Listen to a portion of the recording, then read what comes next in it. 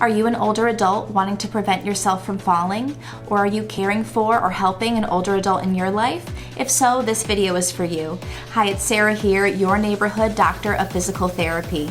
Did you know that 1 out of every 4 people over the age of 65 falls every year, and falling once doubles your chance of falling again? Let's work together to avoid falling in the first place. I'm going to show you a couple of activities you can do to decrease your risk for falls, improve your balance, and improve your ability to recover if you do lose your balance. I've done these activities with thousands of people over the age of 65 over the past 10 plus years of being a doctor of physical therapy. So let's get right into it. The first activity I'm going to show you is called the Romberg position, and you do this standing in the corner of a room. So here I am standing in the corner with a wall on either side of me, and I do this because if I lost my balance a little bit, the wall would catch me on either side.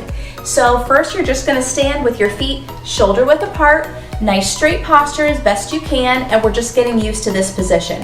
I have the chair here I can hold for extra support if I need it, otherwise my hand is on my side.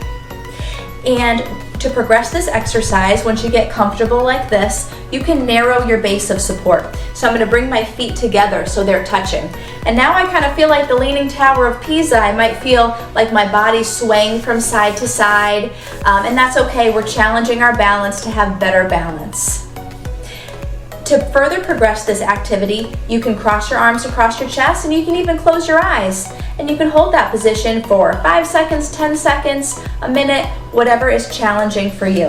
And what we're doing here is we're trying to encourage our brain to communicate with the nerves in our legs. You've heard of the saying, use it or lose it. Well, balance is the same thing. The more you practice balancing, the less likely you are to fall.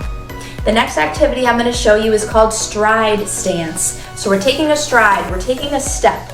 And once we take that step, whether it's a small step if you're first starting off, or a longer step if you want to challenge yourself a little bit more, we freeze in that position like a statue. And I might pick a spot on across the room to stare at to help me balance.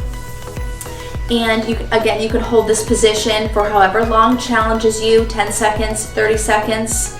And then if I want to progress this, I can narrow my feet. I can go in tandem stance, one foot right in front of the other, like I'm on a balance beam or on a tightrope, and I can hold on with my hand if I need to, balancing here, and then I can take my hand off the chair for a little more challenge. And while I'm doing this, I feel my ankle muscles and my foot muscles working a lot. And I feel my toes are kind of gripping the floor. And that's good, and that's normal because we're using what's called the ankle strategy in your balance, and that is really useful if you were to lose your balance a little bit, helping you regain your balance. So after doing that activity, we know how important your ankle muscles are. So to follow up on that, we can do some calf raises. We can come up and down on our toes, keeping our knees straight and our posture upright. So let's go ahead and do 8 of those together. 1, 2, 3, 4, 5, 6, 7, 8. And you know, I'm holding onto this chair, but you could hold onto the kitchen counter, or if you used a walker, you could hold onto your walker for this activity. Then you can raise your toes, you can go the opposite way.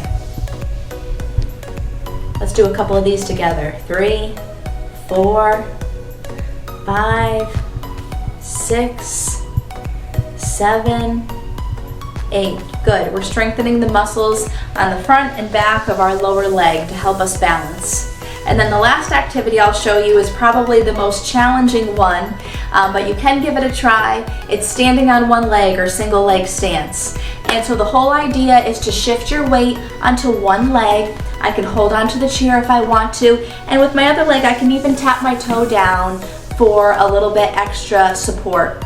And then when you feel good about that, you can take your foot off the floor so you're really just standing on one leg, or even hover your hand over the chair. So it's there if you need it, but you're not holding on, and you're feeling that supporting leg working really hard to balance. Use just one of these activities or all of them as part of your regular routine to see improvements to your balance over time. Please like and subscribe to this YouTube channel for more content on how to improve the quality of life for older adults. And seek out your local physical therapist for a personalized balance assessment.